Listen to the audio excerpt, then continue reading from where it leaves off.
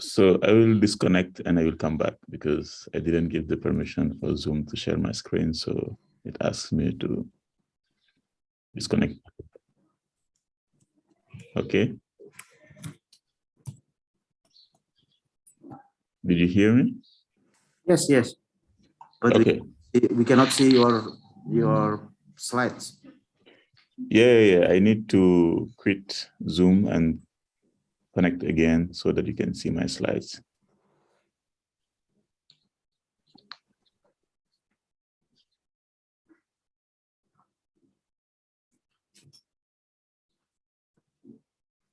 So, ladies and gentlemen, I think we should wait for 1 or 2 minutes.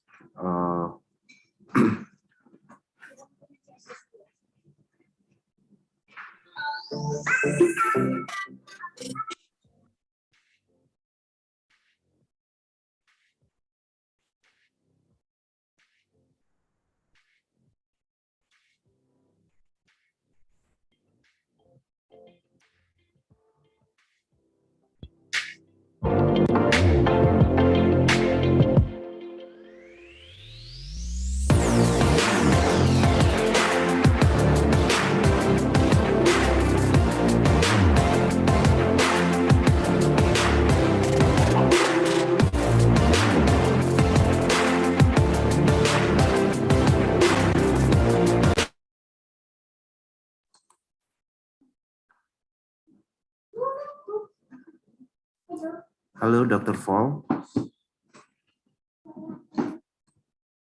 We can see already your slides. Okay, thank you. But I think you should click slide. So yeah, good. Yeah, thank you very much. So thanks you again to the organizers of the conference for inviting me. So Salamat pagi, I guess. And I'm very happy to be here because, and I'm very happy to share this plenary session with the other presenters. So, and especially Dr. Assad, because we have been together in Japan. So before joining the University Cheikh Anta Diop of Dakar, Senegal, I was working at the Nara Institute of Science. I studied first at the Nara Institute of Science and Technology, and then I was working there as assistant professors. So with colleagues, Dr. Farid Afendi and Dr. Assad also. So I'm very happy to be in this conference and meeting them online again because it has been quite a while. So I just came back to Senegal, which is my country. And I'm working at the main university in Senegal, so University Cheikh Anta Diop of Dakar. So today's presentation is about cybersecurity meets data science, so metrics, machine learning, deep learning for safer digital technologies. So when I received the invitation for this conference, I was wondering, oh, these maybe statistics. And I don't really do research in statistics, but quickly my friend told me that, yeah, it's also about data science. And as you know, in research, in general, we have this tyranny of trends, right? So, and the trends right now in research is mostly data science. So everybody's trying to use data science algorithms and techniques to improve their solutions in their own field. So in cybersecurity as well, people have been using data science to propose new solutions and maybe like better, more efficient solutions for securing digital technologies. But today I also want to talk about, first, I would like to talk about a topic that intrigues me, which is about cybersecurity metrics.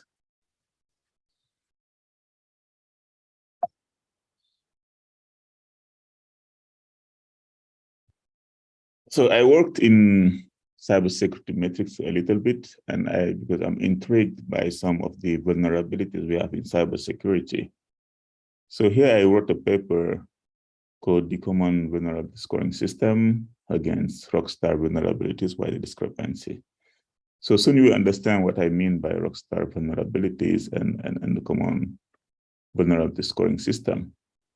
And when we talk about cybersecurity, the first thing probably that comes to mind is vulnerabilities, right? Because most of the times the hackers are trying to exploit vulnerabilities, and when they succeed, that's when you hear about some attacks on the news.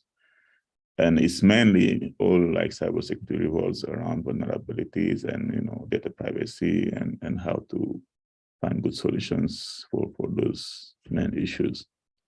So here we have a definition that is given by by Wikipedia. So in computer security, a vulnerability is a weakness which can be exploited by a threat actor, such as an attacker to perform unauthorized actions within a computer system.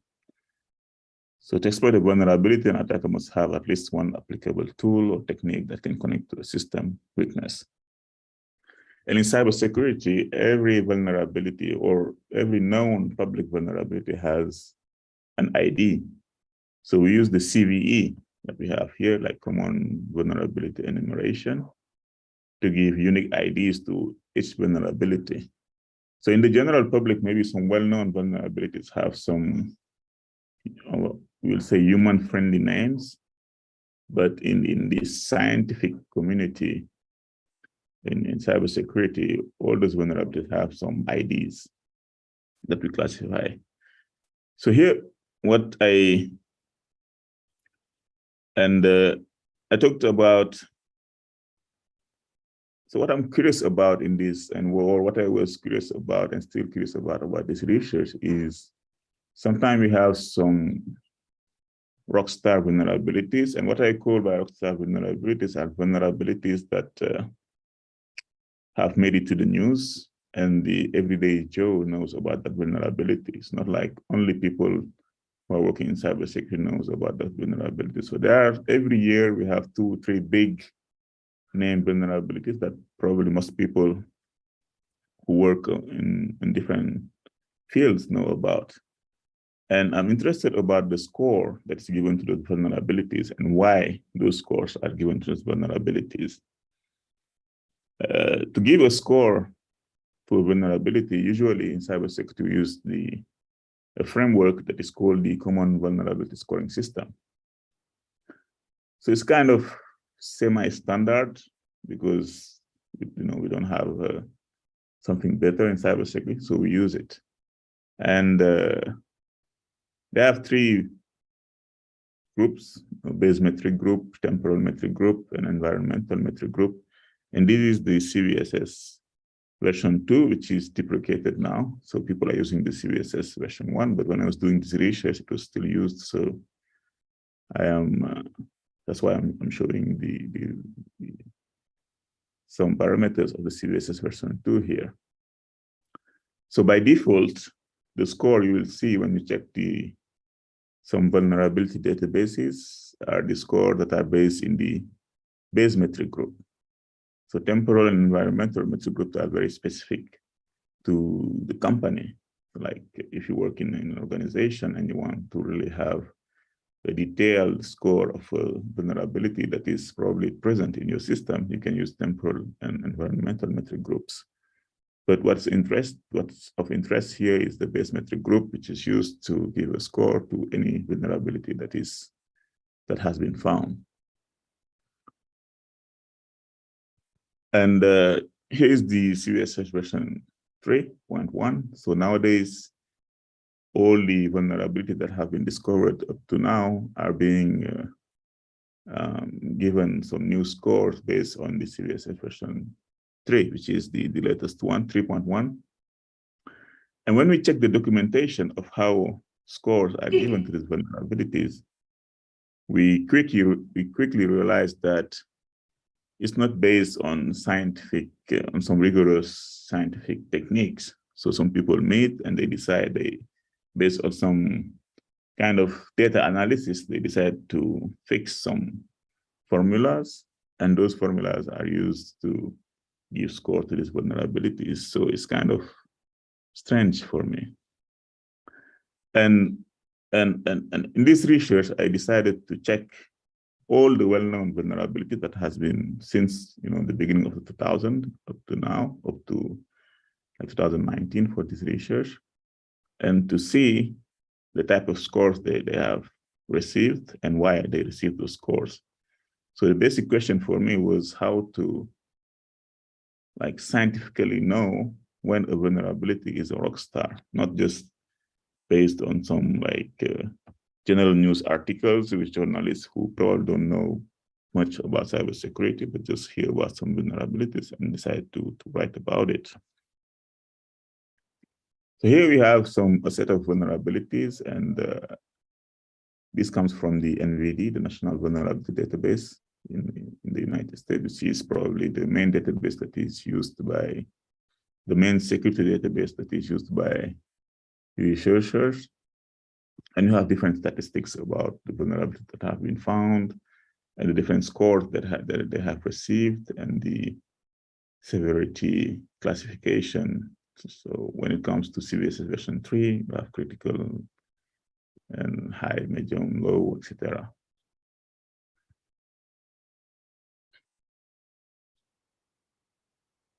So again, what I call rockstar vulnerabilities in this research are vulnerabilities that have received a lot of media attention. And the question is to know what makes a vulnerability a rockstar. So I did some research, like some history of the most dangerous vulnerabilities of the internet, etc. And you can find here, there are not many, based on the news articles that I have found on the internet using Google and other research engines. And you have here like many vulnerabilities, for example, in the beginning of the 2000s, some known vulnerabilities like Nimda, Welcha, Code-Red, that was very well known at that time. And here I put the score they have received using the CVSS version 2, because it is the most, at that time, most of the vulnerabilities were scored with version 2 of CVSS, and the version 3 is quite recent. So you can see some vulnerabilities or some old vulnerabilities do not have scores from CVSS version 3, but the people behind the scoring are working into that.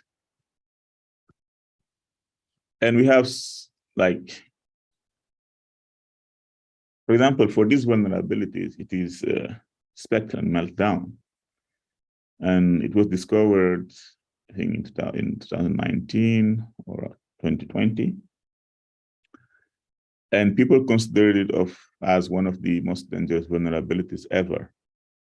So you have many reactions from the internet, and people were telling that all the chips in computers from the last 20 years, starting from 2020, were affected by this vulnerability. So it was like millions and millions of computers.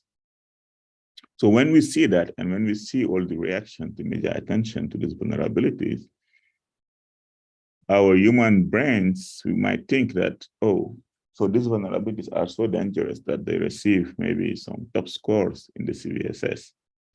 But when we check, we realize that they get some kind of low to medium scores in the CVSS.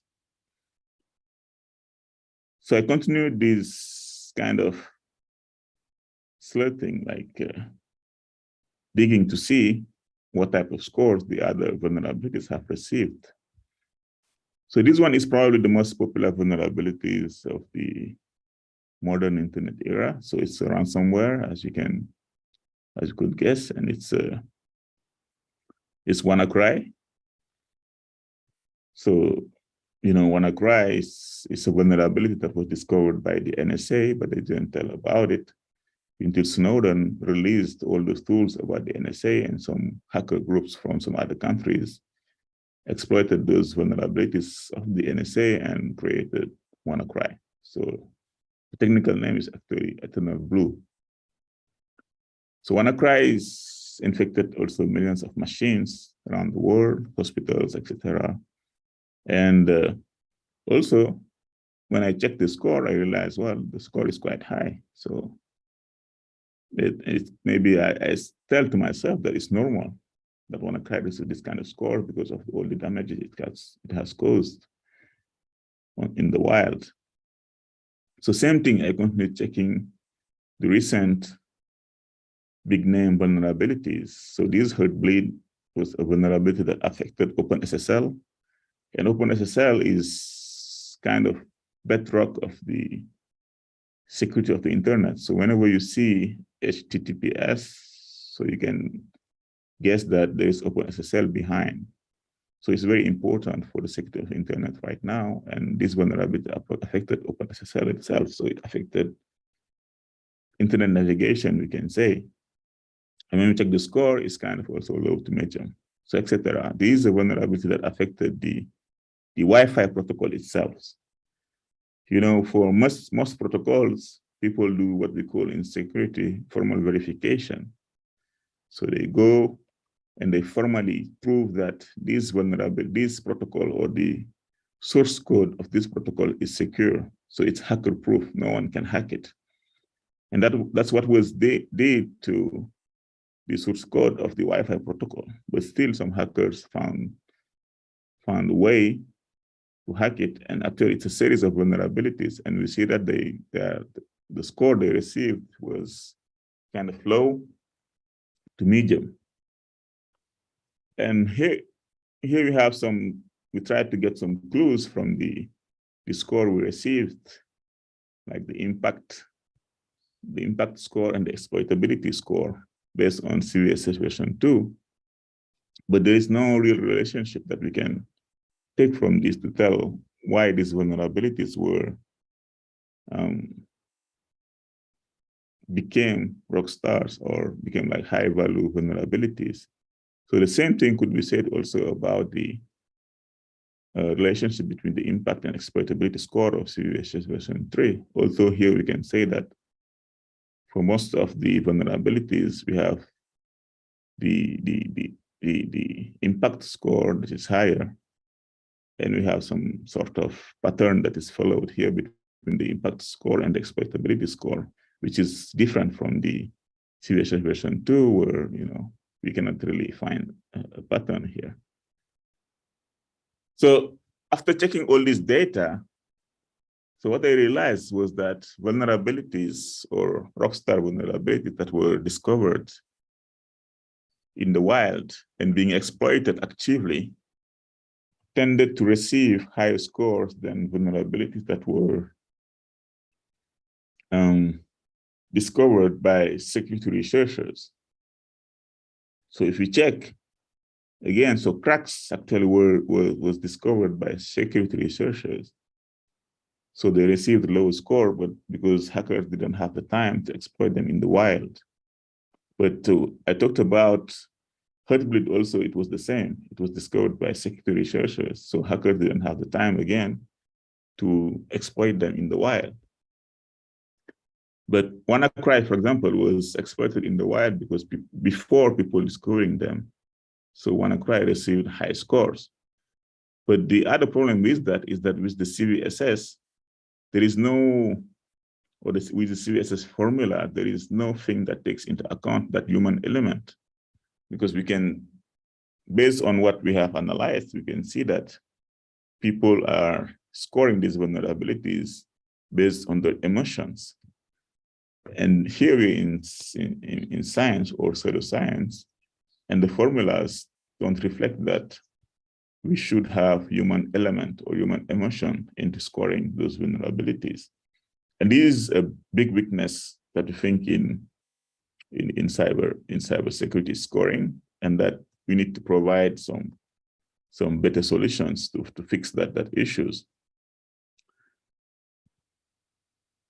So that was the first part of my presentation. I'm accelerating because I see that I don't have much time left. So the second part is maybe more interesting for you. It's about hacking modern cars. So modern cars are very fancy. So we have a lot of entertainment systems inside. We have Bluetooth, you can connect your smartphone, etc., and listen to some good Indonesian music or to the Quran, etc. So modern cars are very fancy electronic tools. And now we have rapid growth of connected cars. So people talk about electric cars, also cars that are very, we will say, like electronic toys oriented. And in modern cars, there are something called electronic control units, so ECUs, that communicate by using what is called the controller area network, the CAN bus protocol. So the CAN bus protocol is the component that we will study here in this part of this presentation. And here we have the format of the CAN bus protocol, the control area network. So you have the CAN ID, DLC, and period data, etc. So we'll see that in the dataset that we developed in this research. So this is collaborative research from one of our PhD students. So the problem that we have here, so similar to what we witness in the internet, is that when people develop new technologies, they are in a hurry. So it's like the same with IoT technologies. So they develop the technology without thinking about security.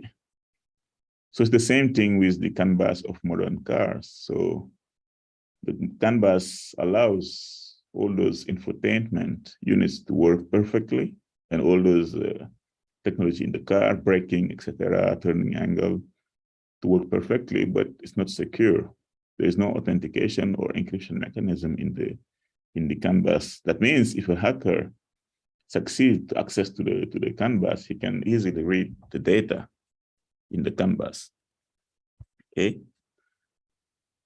And advanced technologies for automotive systems enhance the attack surface. So it's making significant concern about safe driving. So I talked about, for example, Bluetooth connection. So we have a lot of wireless connection in modern cars. So it just allows hackers to have different means to access to the modern car and hack the modern cars.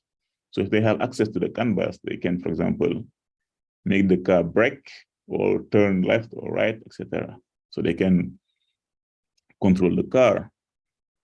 And we have also a lack of standard security solutions for automotive systems. And as you may know, in hacking, most of the hackers actually are what we call script kiddies. So they just go and find some tools that were developed by some elite hackers, and the tools are user-friendly, so they can just use those tools to hack into systems.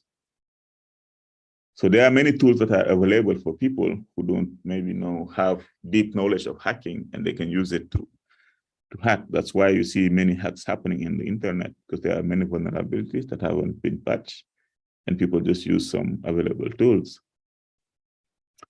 So what we did in this research is first to develop a data set from real cars that we had our hands to, and provide effective pre-processing methods based on these deep learning algorithms that we use to propose some IDS-based solutions. So we developed an effective LSTM, so long short-term memory, and 1D CNN-based IDS for in-vehicle CAN bus network system. So here you have the architecture of a typical CAN bus, like this IDS. So we have the CAN bus here, and different, the attacker can get access to the CAN bus by using the communication interfaces in the car, so telematics unit, in-vehicle infotainment, or OBD, like the diagnostic ports. And we can place some deep learning ideas in the CAN bus, and try to inject some messages in the CAN bus to see if our ideas based on deep learning can detect those messages. And so we developed this security verification platform. Okay, so still the architecture that has been enlarged. So from the CAN bus of the automobile, we can have our intrusion detection system. Since we talk about deep learning, so we want to collect some data set from the CAN bus, use some online learning, predictive classification. And in the attack analysis platform, we have the user, who can access to some of these infotainment Unix, telematics Unix from the internet. And the hacker, he can also access to those devices or units from the wireless connection. And we can collect some data set, attack data set, and use our algorithm to analyze those data sets. So for developing our data set, we use some different types of attack scenarios. So we experiment mainly with 3 types of attacks. So there is something called denial of service, which is probably the most famous attack that people know. And there's fuzzing and spoofing, so that we can, handle the angle of driving, the speed, the gear, or the RPM. So in terms of those attacks, during a DOS attack or denial of service attack, the Canvas system is flooded with messages. So that is the modus operandi of most DOS attacks. The idea is just to send a lot of messages to, for example, a server or a website or a server that is hosting a website, so that the server will be flooded with messages and cannot respond to all the messages, and then it will just crash. So that's the idea behind those attacks also in these Canvas systems. We also have fuzzing attacks. So here an attacker randomly injects vast amount of CAN packets with arbitrary data, and spoofing attacks. So as the name indicates, so the intruder will target here specific CAN IDs to inject modified messages. So the ECU will get biased, and it becomes challenging to identify. Excuse me, Dr. Fall. Dr. Fall, excuse me. Yes. You have 3 minutes left. Okay, I will accelerate. Thank you.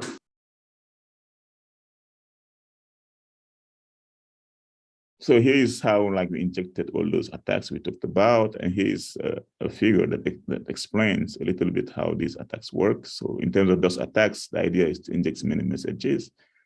In terms here of spoofing, the idea is to smartly put some messages that you modify as a hacker. So based on a Toyota car, we're able to establish our data set. So here is the data set, the type of attacks.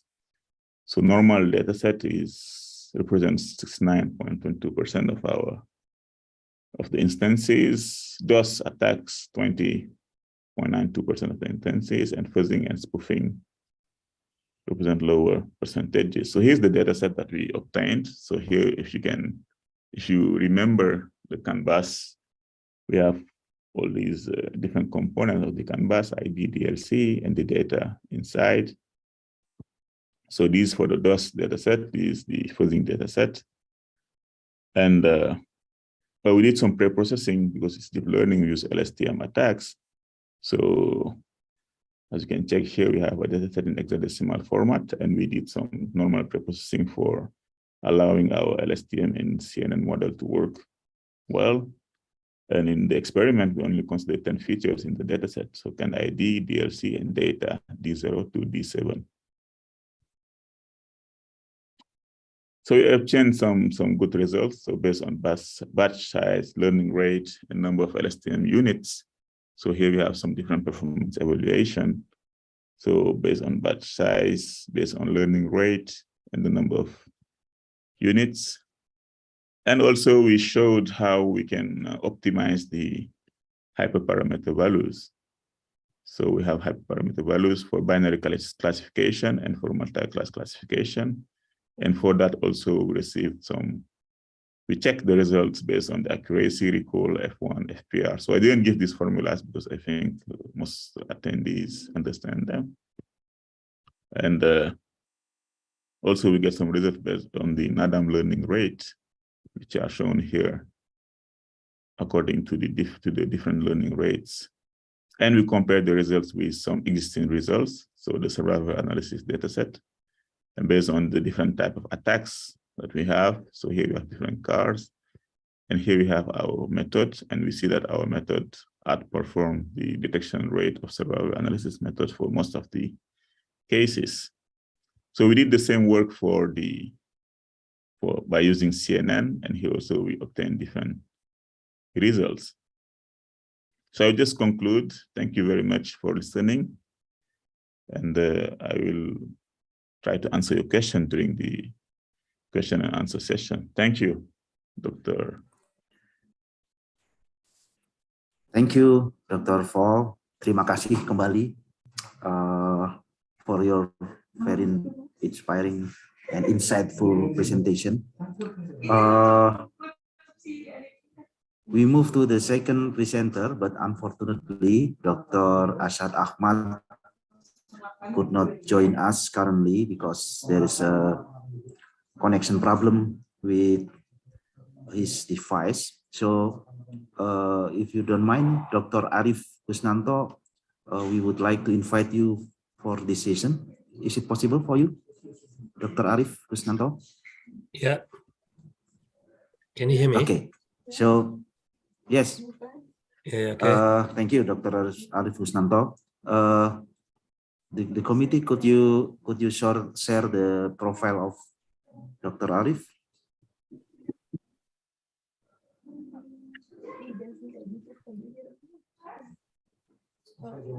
Okay, so the next speaker is Dr. Arif Kusnanto from the University of Leeds.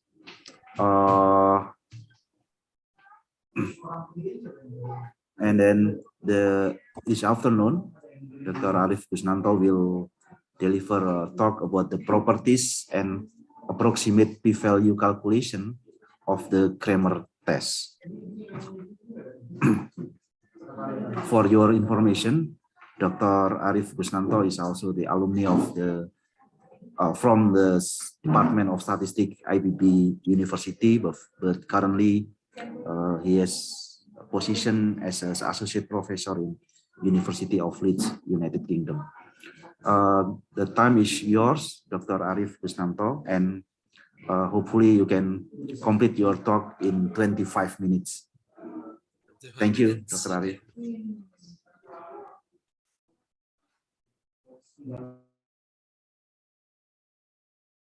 Okay, can I share my screen? Yeah. Oh, it's not possible. Can you allow me to share my screen? Not yet, Dr. Arif. Oh, I can now. Yeah. Oh. Okay. Right. Where's the one moment? Yeah, is that okay? Yes. Yeah. Huh?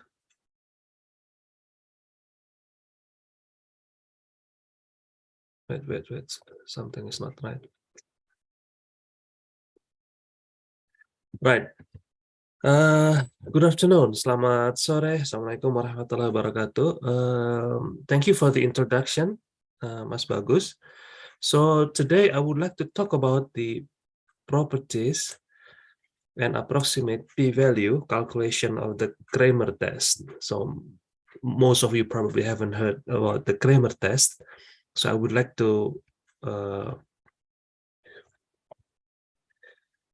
show you about what the Kramer test is. So before we start, I just would like to acknowledge that the main analysis, the bulk of the main analysis is done by my PhD student, Alison Telford. She is now a biostatistician in Milton Keynes in the UK, and my collaborators, Charles Taylor and Henry Wood. And for those of you who are interested to read more about this presentation, you can check the paper that Alison has published on properties and approximate p-value calculation of the Kramer test. And this is published in the Journal of Statistical Computation and Simulation. Yeah. Right, here's the motivation.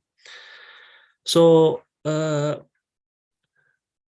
chromosomes in normal cells, like in our body, they are what we call diploid, meaning they have two copies. So if you see here on the left here, so chromosome 1 has two copies, chromosome 2 has two copies, chromosome 3 has two copies, etc. So normally we have two copies of each chromosome, but in in lung tumor cells, what we see is that we have, you see here, three copies of chromosome 1, one copy of chromosome 2, here, one copy of chromosome 2, and not only they have more copies, but the chromosome is actually shortened as well. So there is a deletion here.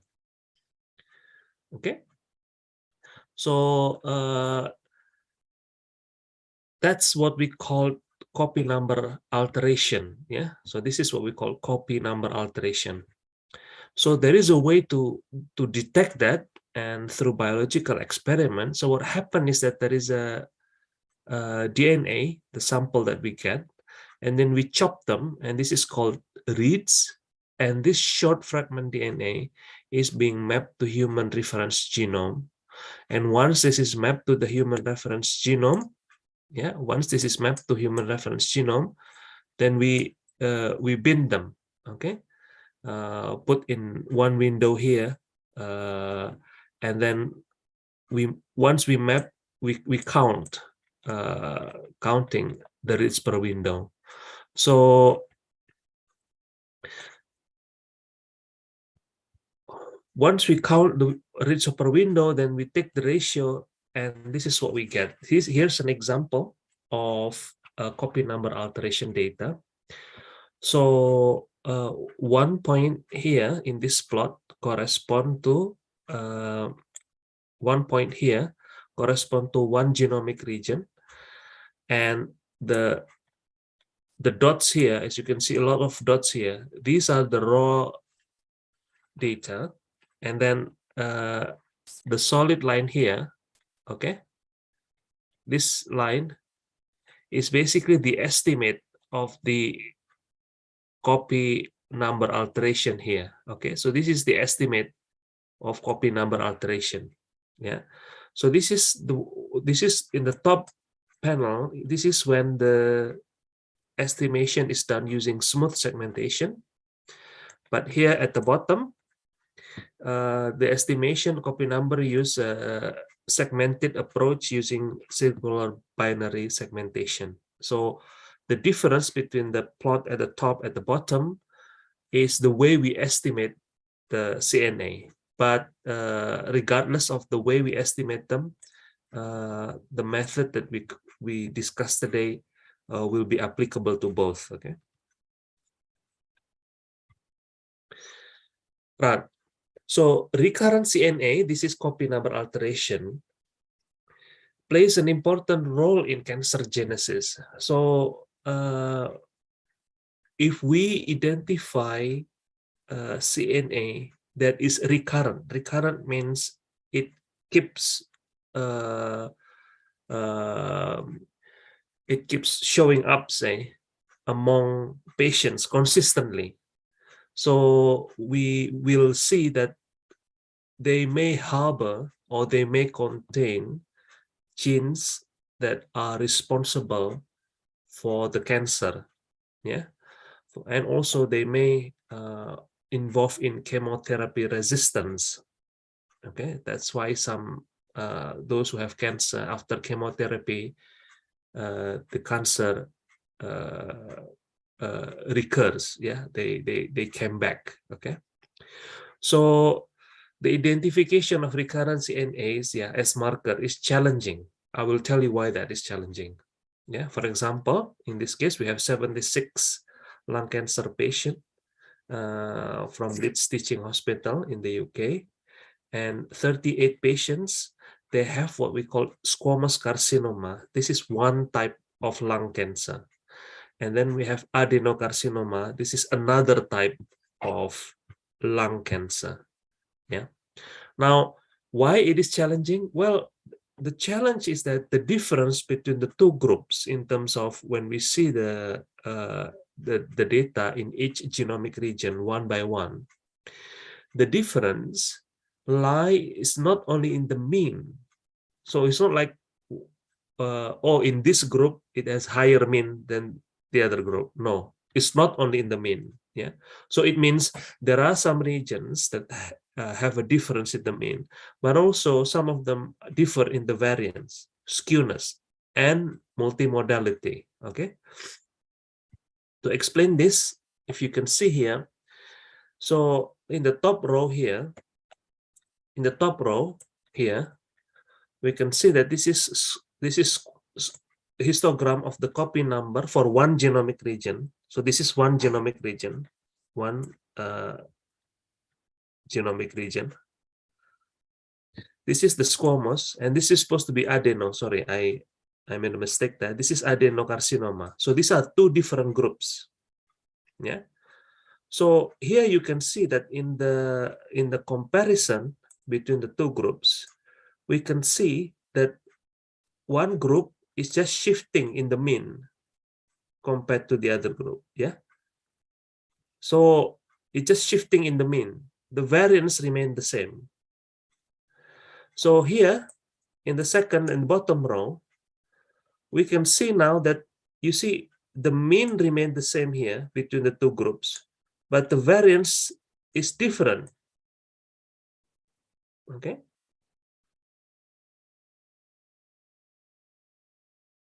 And this is another genomic region.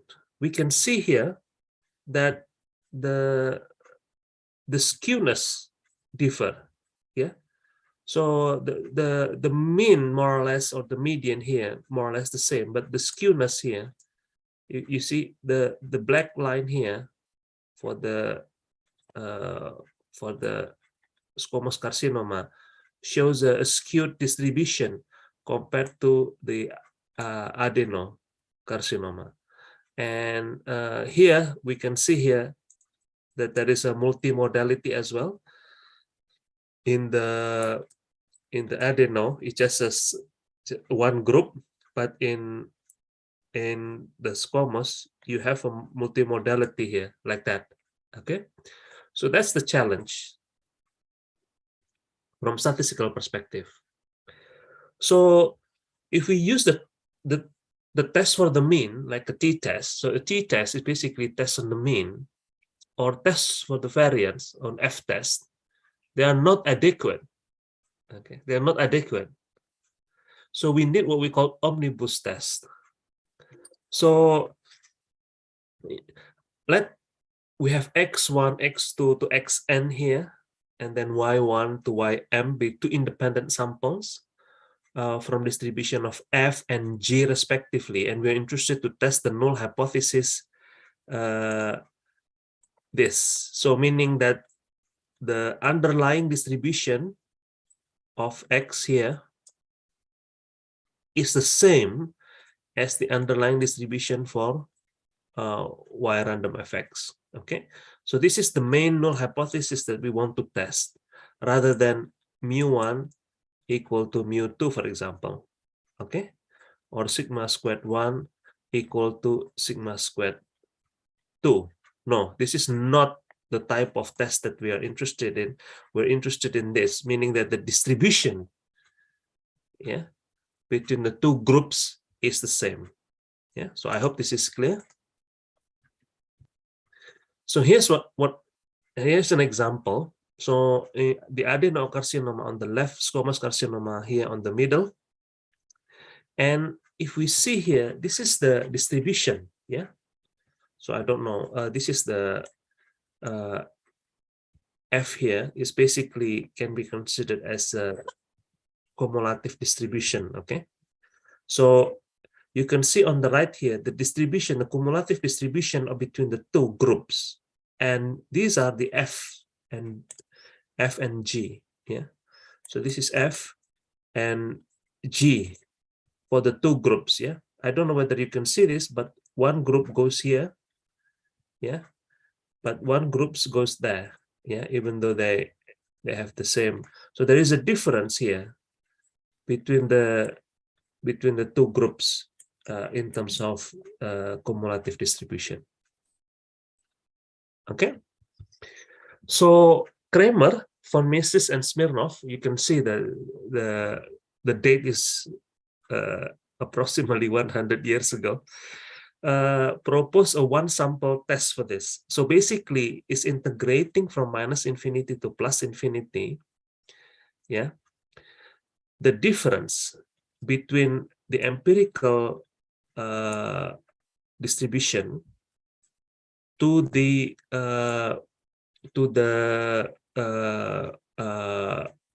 compact distribution, and this is weighted. Yeah, lambda here is the weight function, and this is being integrated with respect to the FT, FT here with the reference distribution. If we have if we set the weight to 1, if this is equal to 1, then this is what we have here. Okay.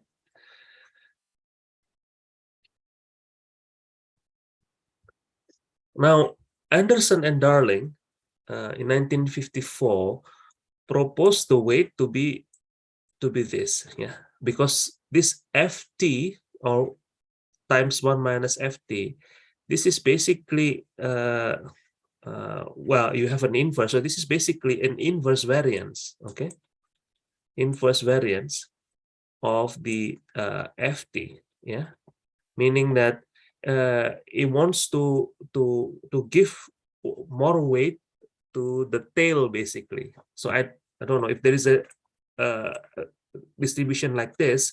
Is basically weighing more on the tail, compared to the Kramer-von Mises test. So Anderson-Darling come up with this test statistic for one sample. Now Petit in 76 give a 2-sample version. So this is 2-sample version, and this is what we have. What we have here is that this is H is basically the distribution of both. So this is pooled distribution. This HT.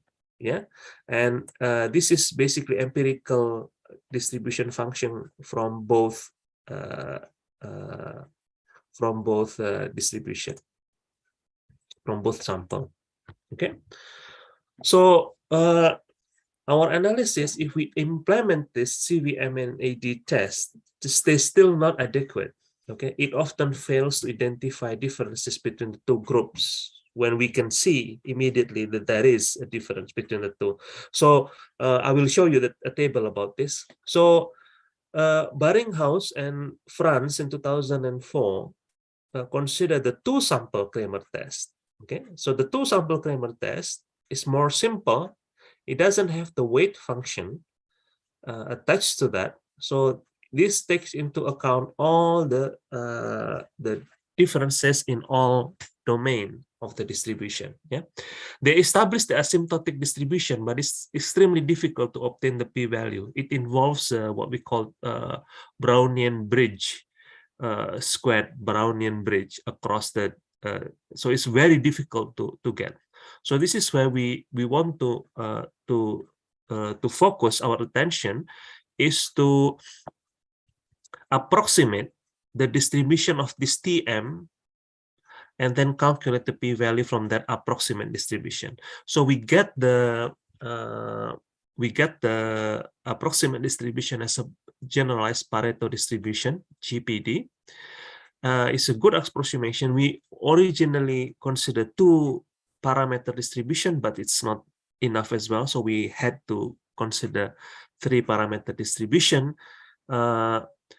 The mean variance and skewness can be calculated from that distribution. And the novelty of our research, the contribution of our research, we established the first, second, and third moment of the Kramer test. That's the most difficult bit here. The proof itself is more than 1,200 pages. Okay, so basically what happened here is that in this step, we equate the mean variance and skewness of GPD with the first, second, and third moment of the Kramer test. Based on that, we can calculate the p-value. So one thing to underline here is that these are an example of different distribution of the GPD on different parameters here. But what we're interested to know is that the most important bit is here, where we calculate the p-value. Okay, so we focus our attention in that region. So here's an example where the number of rejection of H0, remember our H0, out of 100 data, and we see that the Kramer test, so this is, you can see here that is totally different distribution, yeah, between normal, and this is a mixture of normal, and the Kramer test is able to reject 100 of them, yeah, while Kramer von Mises and Anderson-Darling test is fall short, okay. And to show that our approximation is good enough, and this is empirical quantile of the test distribution. When the distribution of data comes from different type of distribution, we can see here that here they are very close in terms of quantiles, yeah, and the p-value is also consistent at 0.05. Okay, so we perform a simulation study to check the operating characteristics, and this is basically test false positive rate under the null and at p-value of 0.05 for different tests. So it should line up at 0.05 if the test or the p-value calculation is accurate, and we show that this is accurate enough that they lined up at 0.05 for the Kramer test, and the exception is Kolmogorov-Smirnov test is a bit too conservative, yeah. And the difference between different panel is the difference in the way we vary the mean, yeah. This is skewed normal distribution, the variance, the skewness, and this is also the skewness, yeah. But alpha is set equal to sigma here for the last bit, yeah. So they are consistent. And in terms of sensitivity of power, we can see that if we vary the mean here, the F-test failed. This is F-test failed to detect. So we keep the variance, but we shift the mean, yeah. But our test here is able to identify that. When we vary the variance, but keep the mean fixed, the t-test here failed, but our test is able to detect that as well, yeah. And this is when we vary the skewness, yeah. The Kramer test is able to detect that, and here when we vary the skewness but keep the variance fixed as well, so we are able to detect the difference as well. So when we implement this in the real data, and this is what we get. So the horizontal axis here is the genomic region, and in the vertical axis is minus log 10 of the p-value. So the higher the point here, the more significant or the less p-value that we get. And we can see here, and the different color correspond to different chromosome.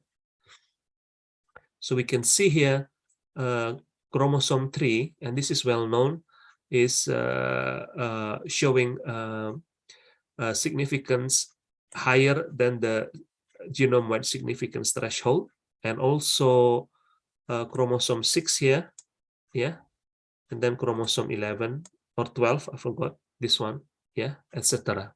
So we are able to detect the genomic regions as markers that differ between the two groups. And this is the number of tests that, the number of genomic region that are significant based on the different tests.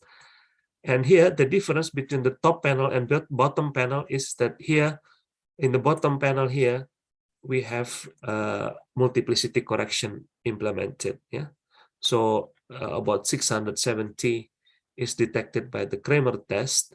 Yeah, and these are the different regions detected by the different tests. Okay. So I think this is my last slide.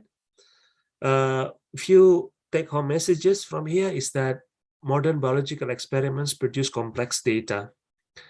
So the differences between groups lie in many locations. When I say location here, not physical location, but statistical location in terms of mean, variance, skewness, or multimodality. Now, when the location is not generally known, so the Kramer test is preferable to Anderson-Darling and Kramer-von Mises test, and is as powerful as, if not more than, the two, and we are able to calculate the approximate p-value.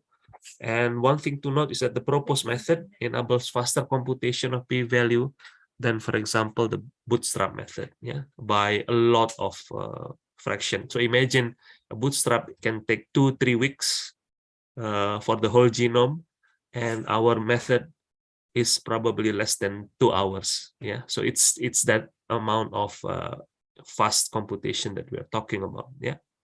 So thank you very much. I think I spent about 24 minutes, so on time. Thank you very much. I give back to Dr. Bagus. Thank you.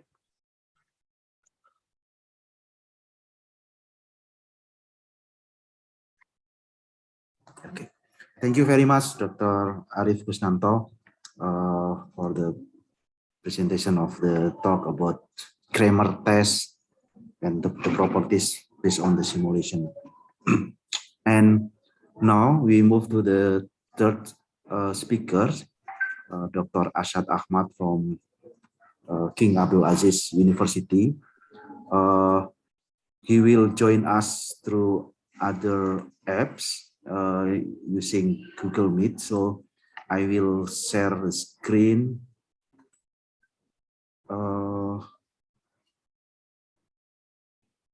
Dr. Ashad Ahmad, could you join the talk?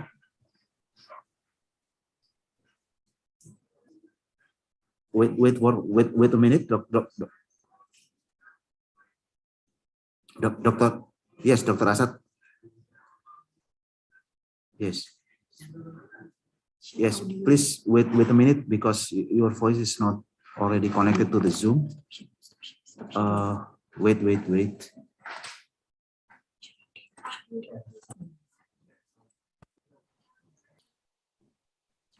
Could you test your voice, Dr. Ashad?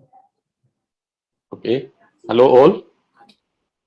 Yeah. Is it okay? Yes, it's already okay. So, thank you very much, Dr. Ashad. I will introduce you to the participant. Again, yes. We now already have the third speakers in this plenary session, Dr. Ashad Ahmad from King Abdul Aziz University, Saudi Arabia. He will talk about open issues in the fog and cloud resource allocation and service placement with IoT-based environment. Dr. Ashad Ahmad, you have 25 minutes to present your talk. Start from okay. Dr. Ashad. Okay. Thank you very much. Thank you. Hello all. Today I will talk about resource allocation problem in fog and cloud environment based on IoT environment. This is my outline. I will just give some description for digitalization and resource allocation and service placement problem in cloud, in fog computing, and some solutions based on reinforcement learning as a solution from AI and deep learning methods. And also I will speak about energy efficient computing, how to take care about this issue for RASP in green environment. And at the end, I will show some research gap and some open issues for solving RASP, a problem in cloud and fog computing. So all of us know now we are working in digitalization era, and everything can be using as a service based on some thing. We have many services based on devices and online business, transportation, healthcare, education, in every field. around us in our life. These digital surfaces can produce a huge amount of data, sometimes called big data, and this data with rapid speed. Many organizations and enterprises use cloud services as a data center to store and process this data and give infrastructure as a service for people and users to use these services on cloud and for computing. So what's the problem in this environment? The problem how to allocate the resource for task and application and users, and how to select the best server to do the task as a surface placement. This problem is called RASP in fog and cloud computing environment. What the objective of RASP exactly? RASP need to estimate what is the amount of the resources as infrastructure and how to put or select the service provider to execute and perform the task based on these resources. We need to create some new solutions to solve this problem by using some strategies and by using new frameworks to satisfy the objectives for consumer and service provider at the same time. So what are the challenges? We need to take care about inaccurate estimation of available resources in the cloud, error in forecasting application traffic, incorrect prediction of required resources, how to take care about deadline of any task, energy consumption and unexpected failures of hardware and software, and other many problems. Just we need to take care of these challenges, and we need to put a best solution or an optimal solution to solve the problem by taking care about these challenges. So what we need already, I need to create or implement a robust RASP solution to give or to satisfy the objectives the consumer and the service provider, the user view and the service provider view, based on the requirement and requirement of each other. So based on the problem, we have 3 policies to solve the problem. These policies classified as follows. One policy is called reactive policy, and the second is called predictive or proactive, and the third one is called hybrid. Just combine the methodologies of the 2 policies, reactive and predictive, with one policy. The reactive policy based on the initial allocation of resource is subject to a change. If there is no any undesirable state, the initial allocation of resource will be stable, but I will change this environment or these resources based on the undesirable state if the system go on to this state. And I will use in this policy some predefined set of rules. So I will define the rules before the allocation based on some requirement and thresholds values. But in the other hand, the predictive policy, sometimes called proactive, in this policy, I will predict what is the state of the system before allocating the resources. So I will start to predict what the system needs before the system enters the undesirable state. So I will forecast the workload and adjust the computing storage capacity in advance to meet the future needs of the task and services. The hybrids, as I said before, this adopt behavior of both reactive and proactive policy.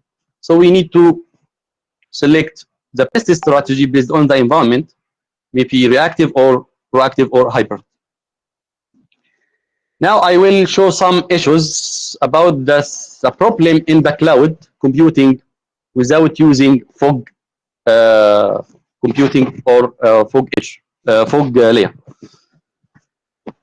We know the cloud computing can give some infrastructure as a service for users and applications on demand based on the available resources. We have online services, just need for moving data and application on the data center from where they are provisioned as a service to the end user. Based on the Internet of Things, devices and methodologies, so now the cloud based on these devices is called Cloud of Things. We have proliferation of IoT communication among smart devices can make communication through the cloud-assisted IoT. What about the resource allocation problem in cloud computing? What are the problems? Really, we have many problems we need to solve based on the cloud computing environment. The first problem is called uncertainty in resource availability. I don't know about the resources, how to control and manage, and there is some uncertainty. What is available? How to solve this problem? So maybe changing in the number of objectives during execution. Maybe the objective of the user or the system will be changed based on the current state. What about the power consumption cost? How to manage the resources to minimize this consumption? Some solution based on neural network can solve this problem by using some prediction or some learning environment to give the system the ability to learn and to find the best or the optimal resource availability for each task and services. So this is one solution, and there are many solutions already exist in the literature. This is some solutions proposed already. The second problem is called impact of surface level agreement and the quality of service in the RASP. How to guarantee the quality of service based on the resources and the objectives of the users to satisfy these objectives. So the performance of low latency, high throughput within budget and specified deadline. How to make mutual negotiation between the consumer and cloud service provider. With the growing number of IS, infrastructure as a service provider, not only does it require expertise, but the time consuming. How the client selects the efficient one to get the service. So some solutions already exist based on the resource allocation framework using ranking system. One of them is called TOPSIS. This is make some ranking for the cloud server provider, and based on this ranking system, we can select the best one or the optimal service provider to get the service and satisfy the objectives of the end user. Also, there is another problem called /dot prediction RASP.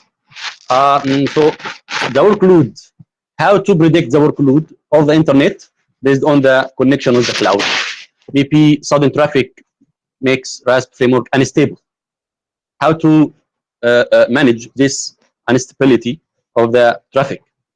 So also there is some solutions already exist based on predictive policies. You can forecast expected traffic by using some deep learning and AI methods like long short-term memory, recurrent neural network. We can predict this behavior and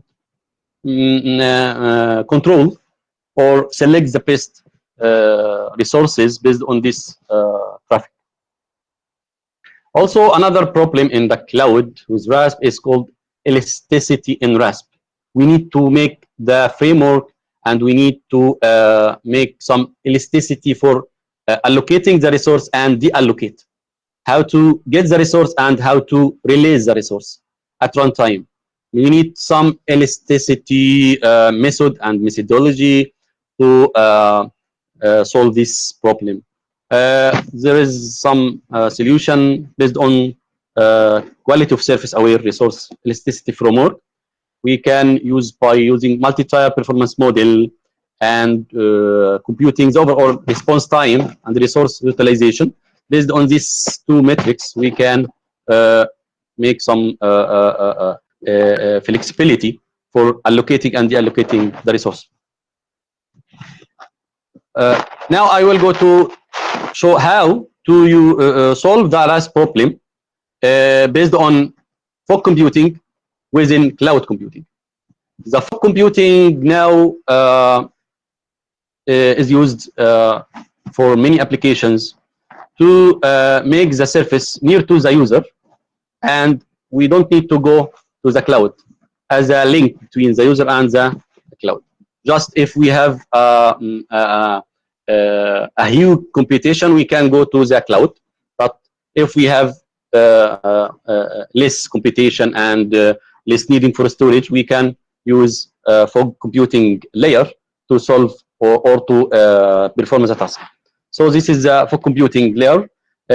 We can use it if we have a small amount of storage or low computation for the surface.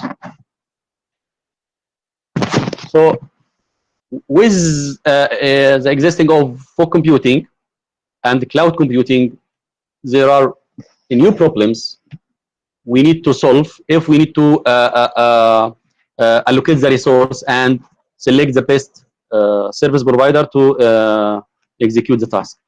So the first one is cost-aware quality of service in RASP. How to take aware of the quality of service based on the capabilities of fog nodes in the fog layer. So we need to select the best one based on the response time, the available resources, how to take this in consideration. So we need to select the best one. Also, there is some solutions. So the last one, cost-aware fog RA for medical cyber physical system. This is a solution using fog nodes to solve the problem in medical field.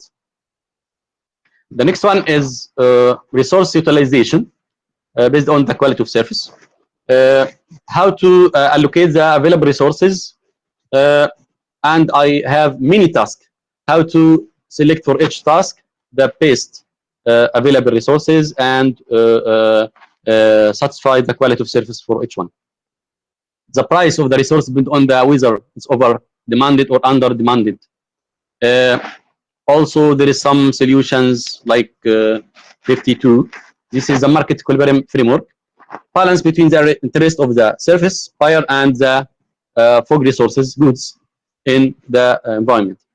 Also, there is another two solutions we in 53 and 54. Also, the quality of experience. How to take care about the quality of experience of the end user based on the fog computing environment. We need to evaluate what is satisfaction factor for each user, and based on this satisfaction factor, we can modify or update the fog layer based on some strategies. How to expect the changing in the quality of experience for each user. Also, how to satisfy with minimal latency and bandwidths, and what is the preference of each end user. We also we have some solution on 55.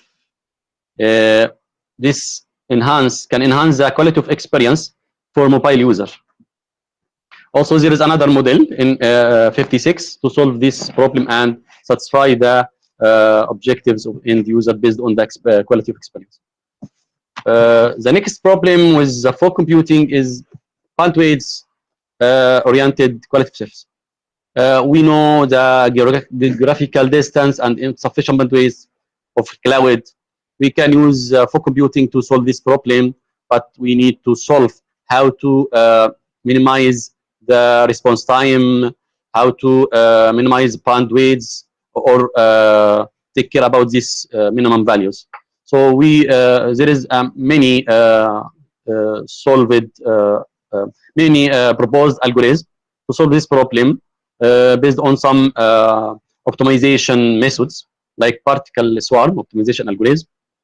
Also, there is backtracking search algorithm. We can solve this problem by taking care about the bandwidth. The next problem is quality of service, latency, round trip time, delay, and response time. We need a minimal delay and minimize based on the quality of service. We even focus on the delay caused by the virtual machine on the cloud. Deployment of the virtual container.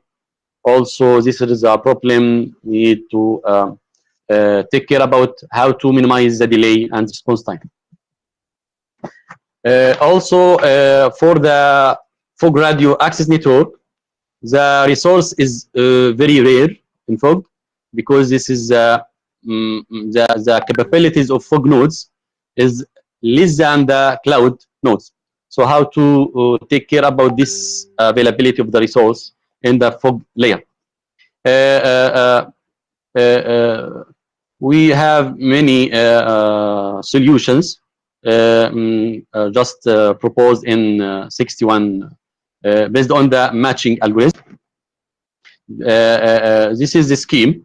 Take care about the radio spectrum and fog node as a resource for the student project in this paper. Also, there is a quality of surface based on RASP in fog computing with scalability. How to manage if we have many tasks and many fog nodes, and how to select these fog nodes for mobile users. How to create a resource pool to select based on the objectives of the end users and the task. Also, there are some solutions already proposed in 62 and 63. Now, based on this description about the problems in fog computing and cloud computing based on the RASP problem, there is a solution used reinforcement learning strategies and methodologies to solve the RASP problem. We know the programming approach traditional is just predefined rules. But with reinforcement learning, we can predict by using some machine learning techniques to automatically learn the behavior and take decision based on these learning parameters. This is very a good solution within dynamic environment based on I don't know the knowledge about the environment in advance. So we can use these techniques to learn the environment and take some decision based on these learning parameters.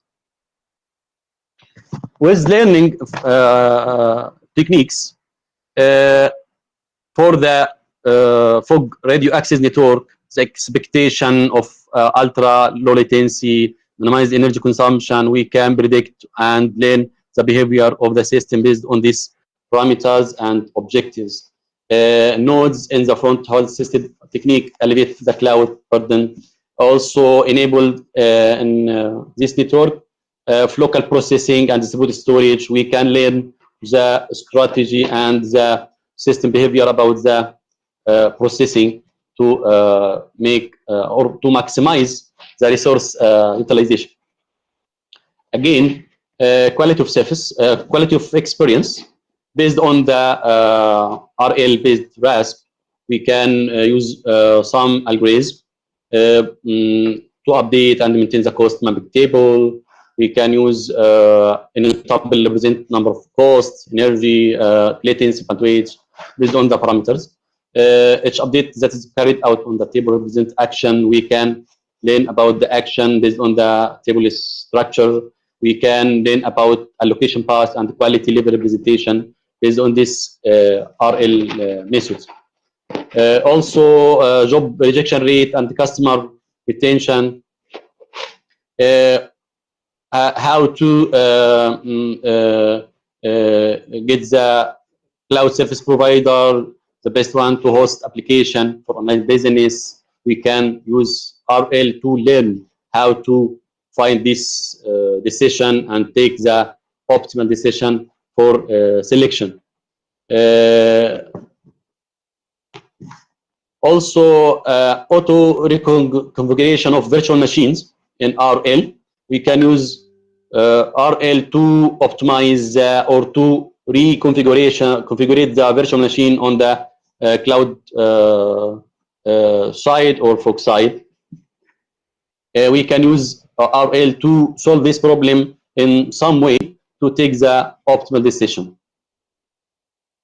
Now I will speak about what about the green environment, how to minimize the energy consumption to make the environment as green as possible.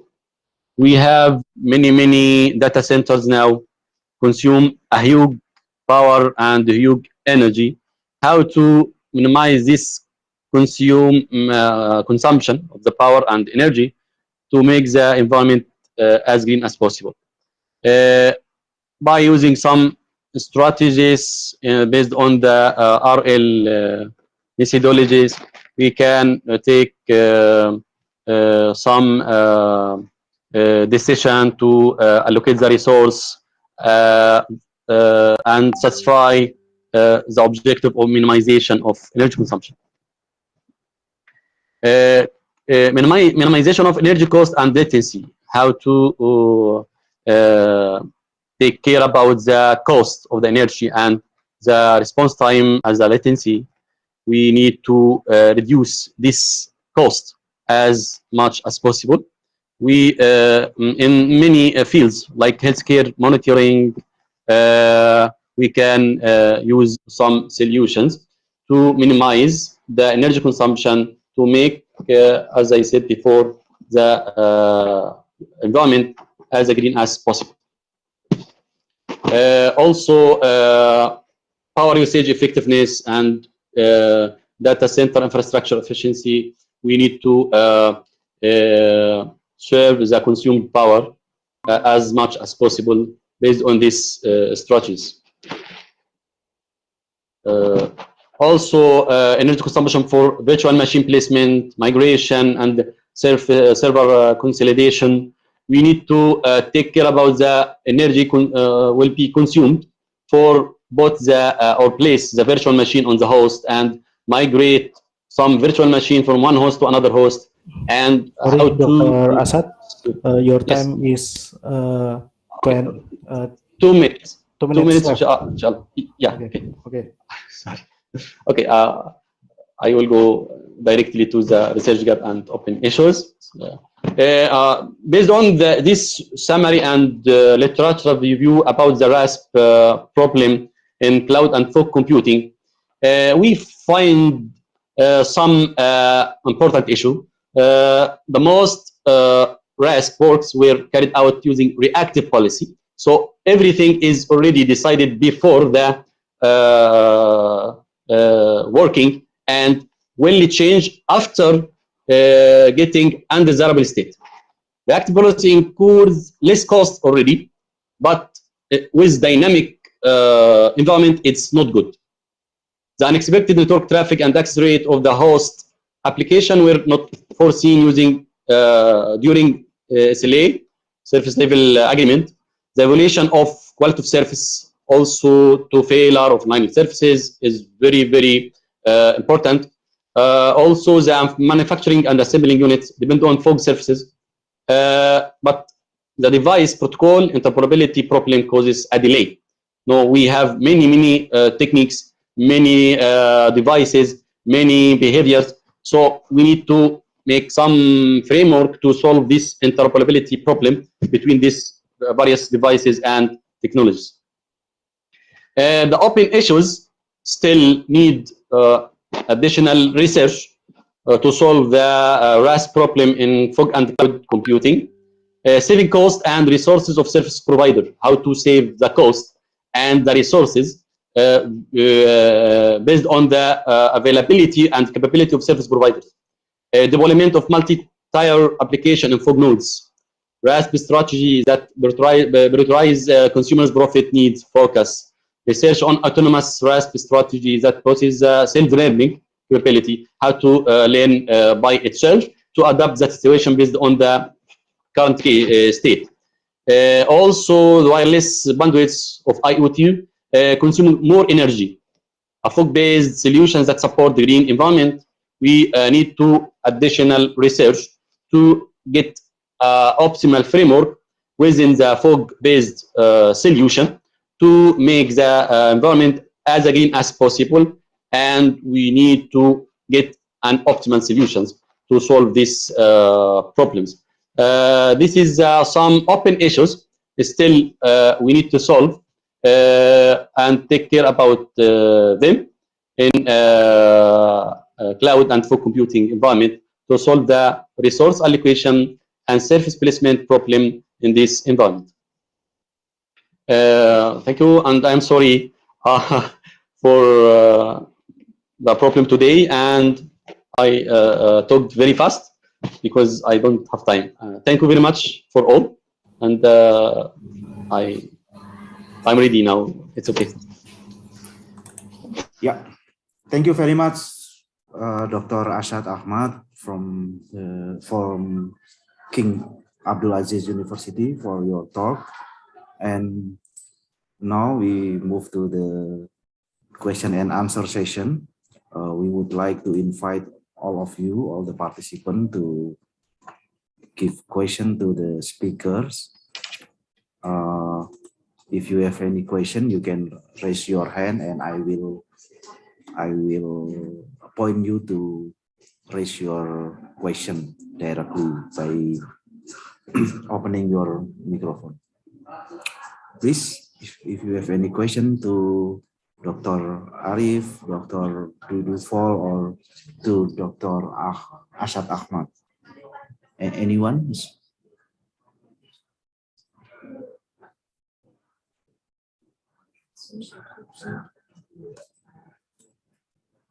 No?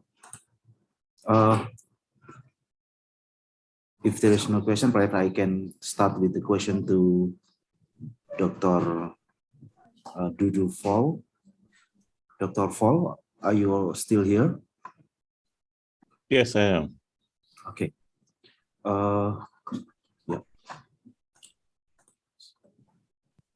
You are talking about some metrics in cybersecurity. So you have 3 different metrics in your scoring system: base metrics, temporal metric, and informal metric. Based on your experience, do you think that kind of metrics is highly correlated, or they are independent each other? I mean, if, for example, the base metric is high, whether the temporal and informal metric is also high, or there is no relationship between those 3 metrics. Oh, what do you okay, think? Thank you for your question. I wouldn't say, I mean, there are somewhat some correlations based on how the people behind those metrics have designed the formulas. But for me, as a researcher in this field, usually what I do is I just check the base metrics. So I don't try to provide score for the temporal and the environmental metrics, but if you look at the formulas inside, you can see some sort of correlation between the three metrics. But I didn't have the experience of doing that in research, because those are more specific to companies that have specific vulnerabilities that they want to explore more. But just based on the definition on how the formulas have been implemented, I would say yes, there is some sort of correlation between those three metrics. Okay. Thank you very much, Dr. Dudufol. We have already Ibu Aswi who raised hand. Please, Ibu Aswi. Thank you.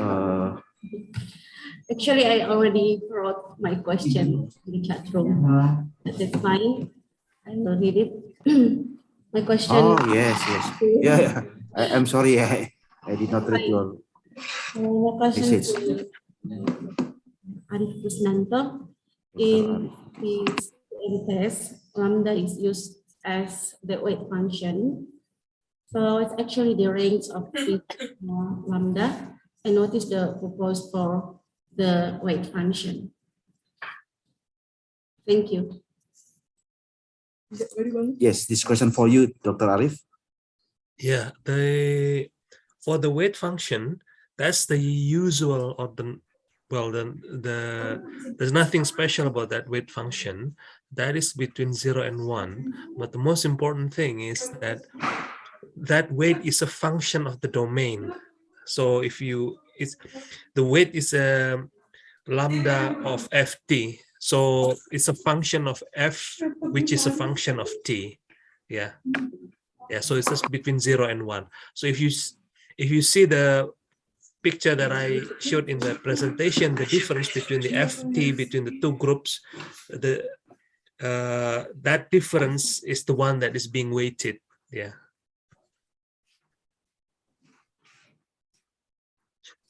Dr. Aswi, is it answering your question? Yes, thank you.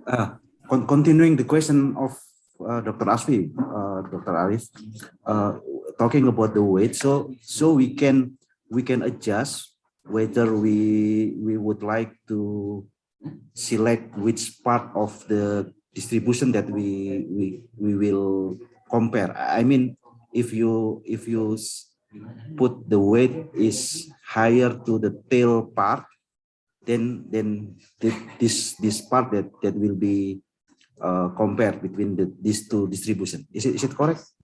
Yeah. So basically, in the Anderson-Darling test,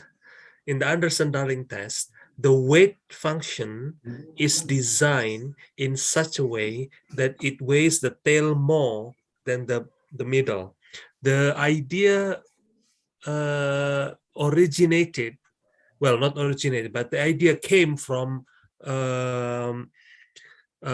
testing probability distribution function. You see, that was the idea. So in a probability distribution function, they tend to gather really in the middle. Let's say normal t, Cauchy, the one that's two-sided. Yeah. So what happened is that when the bulk is in the middle, they want to put more weight on the tail. So the weight on the tail in Anderson-Darling test is taken from the fact that the variance of the cumulative distribution function is more indicative on the tail. That's why it's inverse weight. So inverse variance as the weight.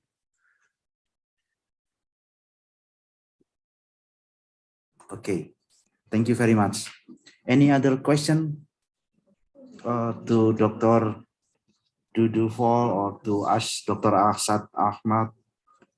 Please, and anyone want to ask some question or perhaps share your experience about cybersecurity or about IoT, machine learning in IoT and everything?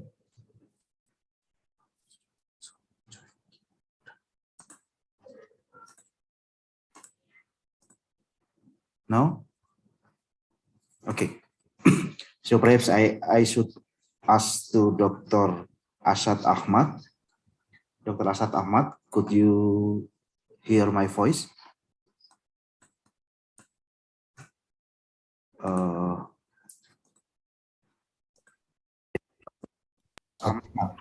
In your presentation, you talk about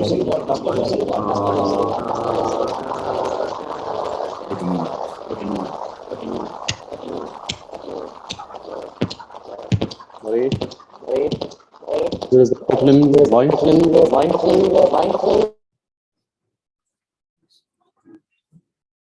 Dr. Asad Ahmad, are you still with me? Okay, so Dr. Asad Ahmad, in your presentation, you talk about the use of LSTM and RNN in predicting for the allocation in your application. Could you elaborate more about that kind of methodology, Dr. Asad, please?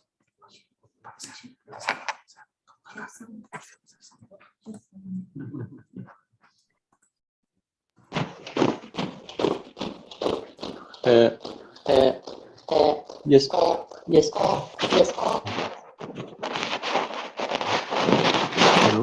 This is some strategies in deep learning methods to predict and to make some learning to find some optimal parameters to get the best values for allocation, the resource and surface placement, or the selection of the best or the optimal service provider for each service. With some layers in the AI methodologies, with some type of neural networks to get this prediction. So based on the number of layers, number of neurons methods, we can learn some parameters and predict the behavior of the system and predict the traffic behavior in the future. And based on this prediction, we can select the optimal resources, available resource for each task in the future, and the best or the optimal service provider can perform the task for the user. So this is depend on the structure of the LSTM and RNN network. This is some type of deep learning techniques already exist in the literature. So we can predict already by learning.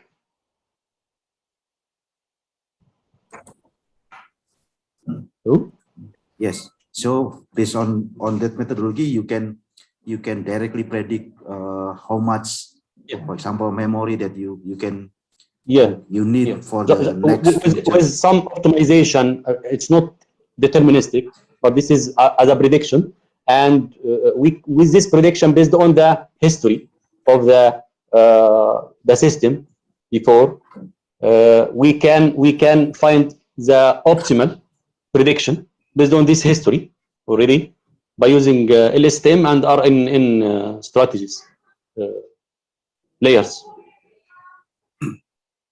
Okay, thank you very much for response.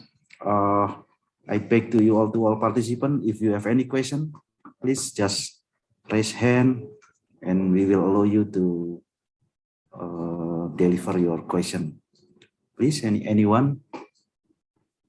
Perhaps someone from computer science, perhaps related to the talk of Dr. Fall or Dr. Asad? No? Okay. I beg to Dr. Fall. Dr. Fall, some years ago, we have problem with the WannaCry that you mentioned in your presentation.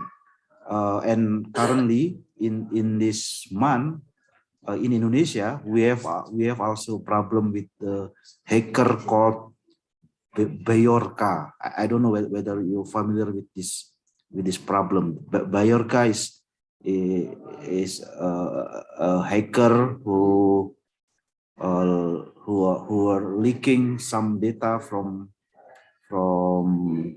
some institution, some companies in Indonesia, and then right now the government and the police in Indonesia try to find who is this hacker. What do you think about this problem? Perhaps you have any experience with finding the hacker or the attackers to our network or our data warehouse. Please, Dr. Fall. Yeah, I'm not familiar with the Bayorka, but it looks like, I mean, similar trends that we are seeing in cybersecurity. So there are just many hackers, because the reality is that we have many vulnerabilities in the internet, right? And in big institutions. So like universities or, I don't know, government institutions, because there are just so many weaknesses around, and the main weakness is, of course, the human being that can be tricked into something we call social engineering in cybersecurity. So you see someone, for example, who likes soccer, and you say, oh, you send him some information about soccer, and they just click on some links, and when they click on those links, they actually open the gates for the hacker to get access into the network. And because the hacker usually they embed some viruses into some files that they attach, or some links that they lure the user to visit. So those are things that are happening everywhere around the world. But at the same time, you know, I mean, hackers, of course, they use some techniques to anonymize to hide their traces, you know, to anonymize their network, and their communications, etc. But I think with deep analysis, usually, you know, law enforcement and other hackers, or other what we call white hat hackers, you know, hackers who are in the good side, they can find traces of some of the hackers, and they can usually find. I don't know, because I'm not familiar with this Bayorka issue, but if it's some government data, I think some other analysts can figure out how the hacker access, for example, to like some ministries' data. And usually, you know, there are some traces in the log files that the analysts will check and try to determine how the hacker made it to steal the data and stock them somewhere else. So probably they can find ways, and also probably the hackers will use something we call the dark web to divulge all those data sets. So I know in Indonesia you have very good also cybersecurity experts. So probably those people are analyzing the situation right now, and probably soon they will find some clues about who's behind all those data leaks. Okay, thank you, Dr. Fall. We have Pak Farid who has already raised hand. Please, Pak Farid. Yeah, thank you, Pak Bagus. Can you hear my voice clearly? Yes. Okay, I have a question for all the presenters. I will start with Dr. Arif Kusnanto. If I'm not mistaken, Dr. Arif, the unit of analysis is genome region, right? Not the patient. So, can you inform us the size of the genome region?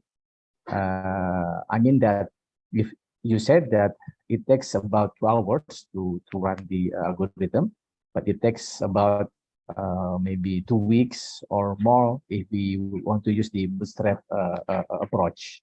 I just wonder if we want to apply your, your approach in calculating the p-values on other application. For example, we want to evaluate distribution between two groups, not for the genome analysis, but for other application.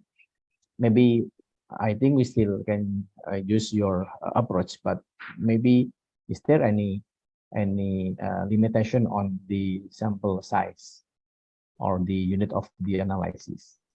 That's my question for Dr. Arif, and for Dr. Yudufol and for Dr. Asad. I have some question in your classification analysis. Do you have any imbalance problem? I mean, you have two groups that want to identify, and is it equal, the number of the sample between the groups? Is it equal or not? Or we have distorted frequency between the groups that you want to identify? If yes, then is it your approach? I mean, did you still use the same approach that you use, or in statistics we usually try to make the size become in balance first, and then we choose the classification method? That's my question for Dr. Yudufol and Dr. Asad. Thank you, Pak Bagus. Thank you very much, Pak Farid. Perhaps Dr. Arif will respond directly, please. Yeah, so with regard to your question, the reason why it's takes a long time using the bootstrap method, if I can share the, so here's the time that it takes for the bootstrap method to calculate under normal circumstances, yeah, meaning that we just want to get the around 1,000 sample or something like that, bootstrap sample. So in the horizontal axis here is the n, the number of observation in the data, and in the vertical axis this is the time, I think in second or to calculate the, so we can see here as the number of observation increases, our computation, our method keeps the computation time quite low compared to bootstrap method. And this is only for what we call normal sample, just one sample being tested, you know, with significance level 0.05, and that's it, you know.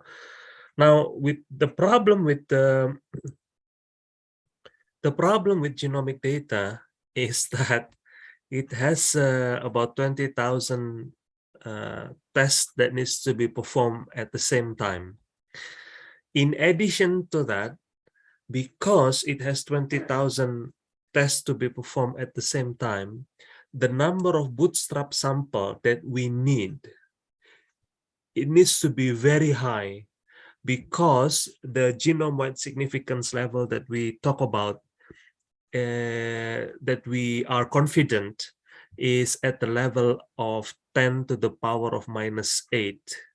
Okay, so that's the level of bootstrap sampling that we have to do. Now, because of that, it takes a long time, approximately 2 weeks, as I said in the computation. Because imagine if you have to get 10 to the power of 9, so that's 1 billion bootstrap sample for one genomic region, and then we have about 20,000. You multiply 1 billion to 20,000, that's 20 trillion bootstrap calculation. And in addition to that, within the F test, we have to calculate each and every point of the F in in that empirical distribution function. So there's 20 trillion times the calculation for each the jump in the F empirical distribution. That's the size of the computation. That's why with our proposed method, and my PhD student at that time managed to code that in C rather than in R. So she managed to pull it down to about less than 2 hours from about more than 2 weeks. Okay, clear enough, Doctor. Thank you. Thank you, Dr. Arif. What you, Dr. Fall or Dr. Ashad? Dr. Ashad first, perhaps. Do you have also any experience working with the imbalance data, Dr. Ashad?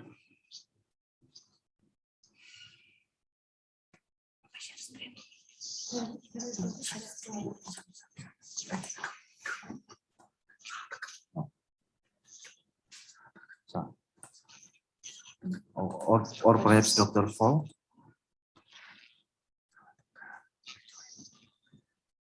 Oh yeah, Thank you very much for the question, Dr. Farid Mendy.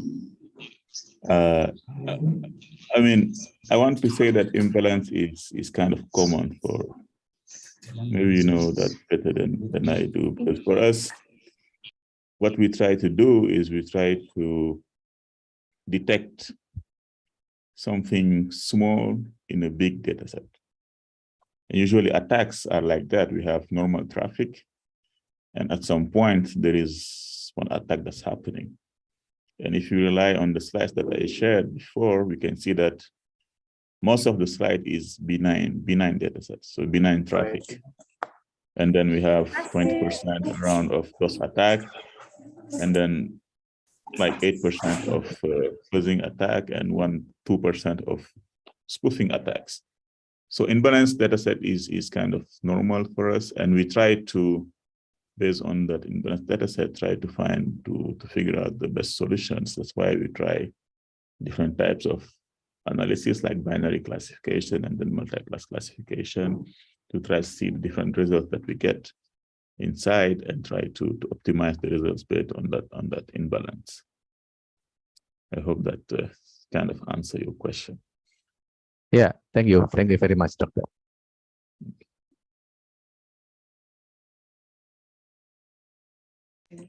Yeah. Thank you very much, Dr. Fall. I think we have problem with Dr. Ashad's connection. We are trying to connect with Dr. Ashad. Dr. Ashad, are you still with me? Hello.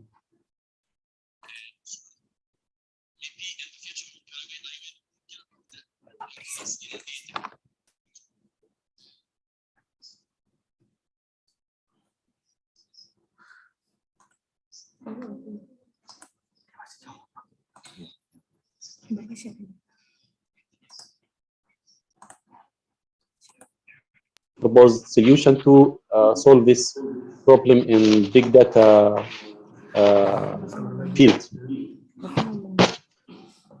Yeah, Dr. Ashad, could you repeat your answer, because we have connection problem. Okay. Briefly, could you repeat briefly?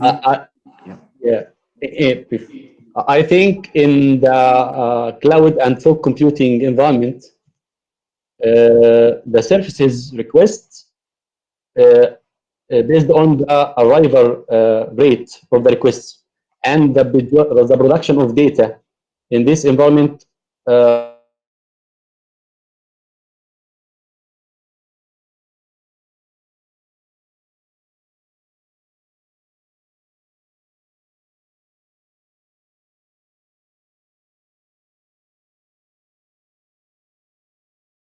current work of my research, I just need to find the best resources to solve the request for end user. And I don't care about the imbalance data currently in my research. Maybe in the future, I will take care about this issue. But in all cases, in the cloud and fog computing era, maybe there is imbalance in data production based on the arrival rate of the request from the end user. So this is in brief. Thank you very much for your response, Dr. Yeah. Asad, Dr. Dudufol, and also Dr. Arif Kusnanto. I think we are already at the end of our discussion time because it's now almost at 4 o'clock here. And thank you very much for three of you, Dr. Asad, Dr. Arif, and Dr. Dudufol. Please stay in this room, in this Zoom room, because there will be delivery of token of appreciation for you from the committee. I give the time and the Zoom room to Azhara and Amar, please. Azhara and Amar. Thank you, Dr. Bagus, and also thank you to Dr. Dudufol from University Sheikh Anta Diop in Senegal, and Dr. Asad Ahmed from Abdul Aziz in Saudi Arabia, and Dr. Arif Kusnanto from Leeds in the UK. Now, and for the appreciation for our beloved speakers and also moderators, we would like to invite Dr. Farid Muhammad Afendi as our chairman of the conference to deliver a token of appreciation to our beloved speakers and also moderators. For Dr. Farid, you are kindly requested on the screen. Thank you, Azhara. Dr. Dudufol, Dr. Arif, and also Dr. Asad, thank you very much for your sharing today. But I don't know with other participants, but seeing you in one forum, I remember not only statistics, but also football. Dr. Dr. Arif, coming from Leeds, I remember Leeds United in Premier League. Dudufol, my brother, I remember Sadio Mane, the Senegalese football player, with also a friend of Mo Salah. Mo Salah is the same citizen with Dr. Asad, also coming from Egypt. I remember both of three of you as not only expert in statistics or machine learning or computation, but also with football. But yeah, here we have a small token as appreciation for all of you. This one for Dr. Asad. Thank you very much, brother, for giving your talk today. And the other one will be for next, for my senior, Dr. Arif Kusnanto. Thank you very much. We hope you like it.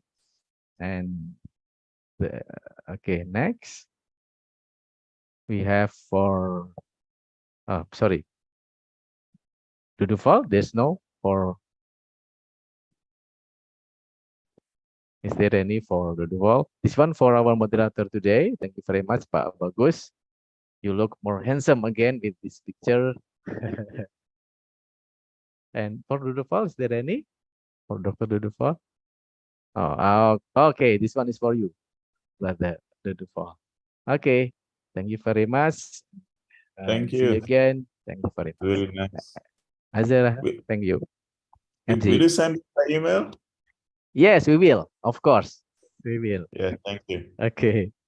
Thanks again for the invitation, and please send my regards to Dr. Asad.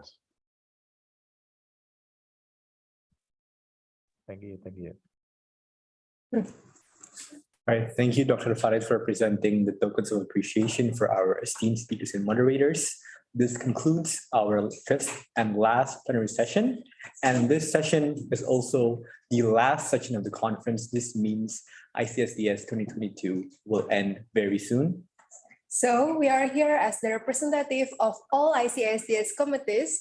Are grateful for your attendance and also excitement to join our conference on these past 2 days. Distinguished guests, participants, ladies and gentlemen, we have had an incredibly productive and inspiring time together. And this conference is about to come to the end. We truly hope that you've had a fruitful experience of learning, sharing, and networking with other researchers in the fields of statistics and data science. And so for the next session, we will have a session that you might be waiting for all the session in this conference. That is announcement for best paper, best presenter, and also best participant of International Conference on Statistics and Data Science, ICSDS 2022. Please give your applause. We will first announce the winner of the Best Paper Award. So our team have judged papers submitted for the parallel session and chose a winner. With the paper titled Information on Unsampled Cluster Area in Estimating Small Area Proportion of Early Marriage Using Hierarchical Bayes Model, the winner of the Best Paper Award from IPB University, Ari Shobri Buhori and Anang Kurnia. Congratulations.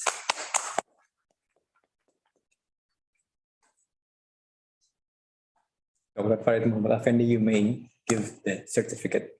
And for the winner, maybe we have a photo session.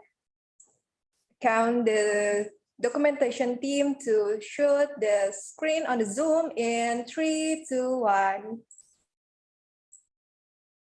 Congratulations once again for Ari Sobri Bukhari from IPB University for the winner of the Best Paper Award. And the next one is the award for Best Presenter. So yeah, during each parallel session, the moderators have graded the presentation delivered by each of the speakers.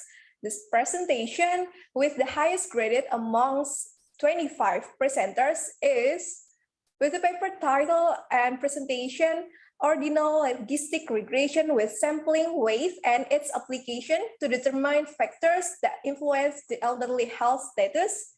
Congratulations, Reni Amelia from IPB University. Thank you, Dr.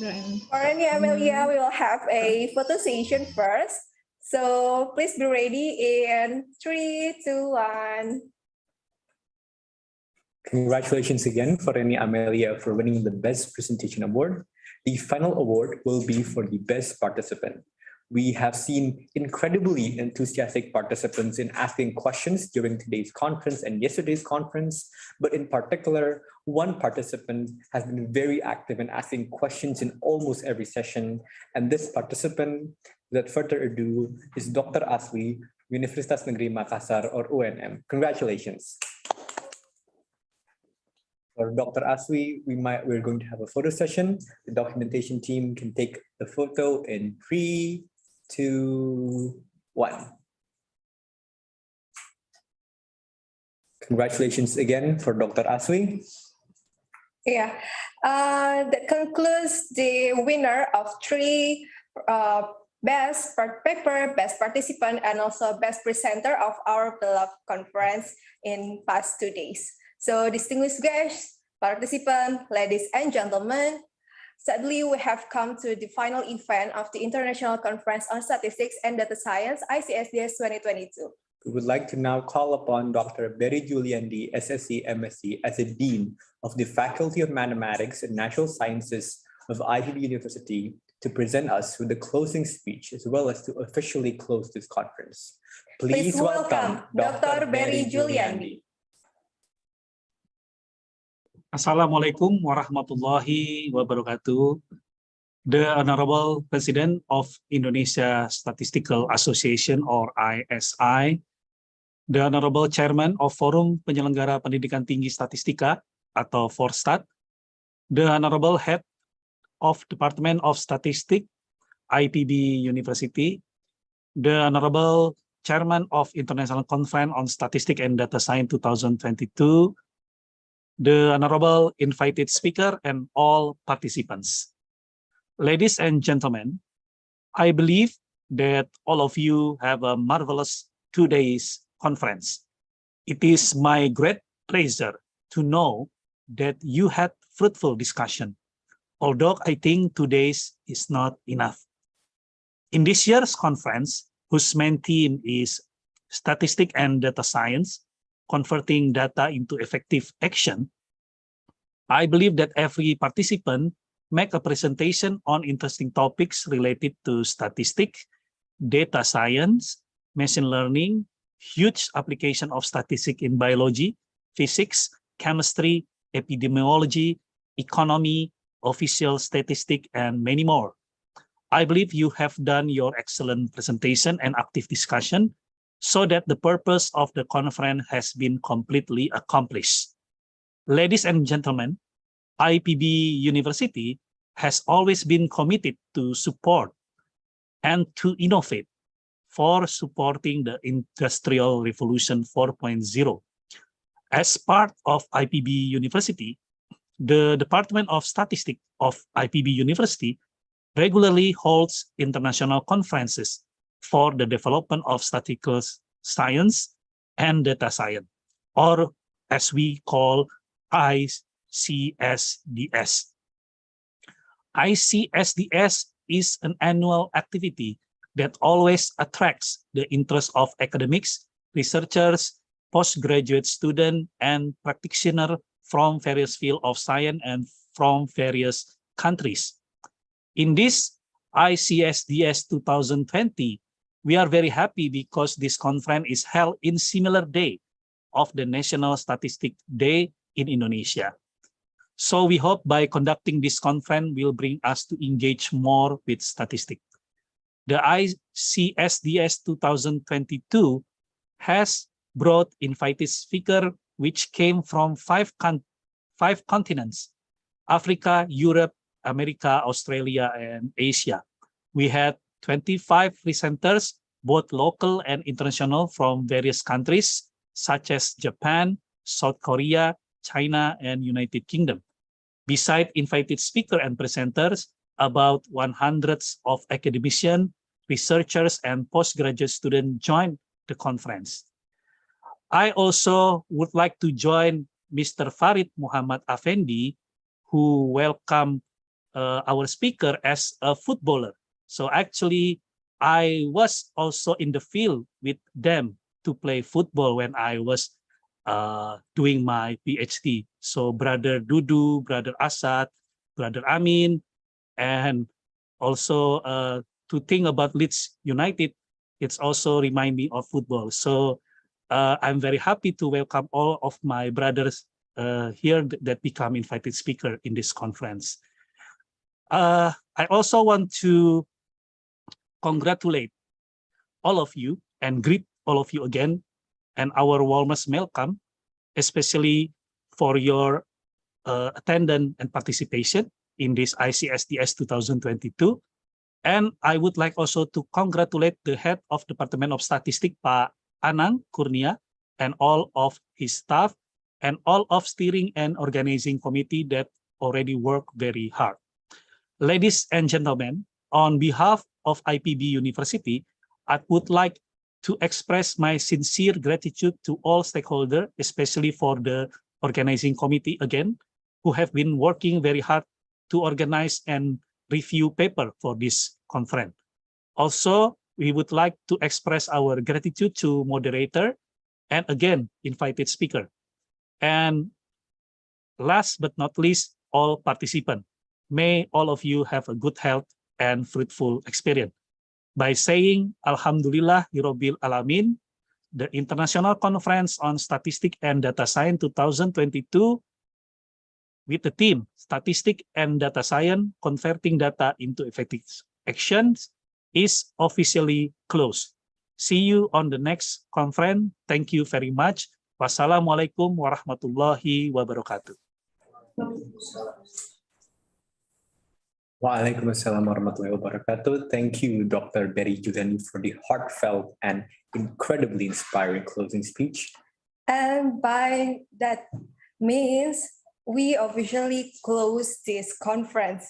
Sadly, we have to say that, but that doesn't mean we will forget the tagline of this conference, which is connecting data into effective actions. We hope that you all can implement it into the daily life. So we have now come to the very end of our conference, the International Conference on Statistics and Data Science, ICSDS 2022. On behalf of all the committee members, I would like to express my utmost gratitude to all the distinguished guests and participants for making this event a huge success. Let us all be guided by all the things we have learned throughout this conference and be able to influence our future. Until we meet again, perhaps in the next conference, thank you. And Assalamualaikum warahmatullahi wabarakatuh.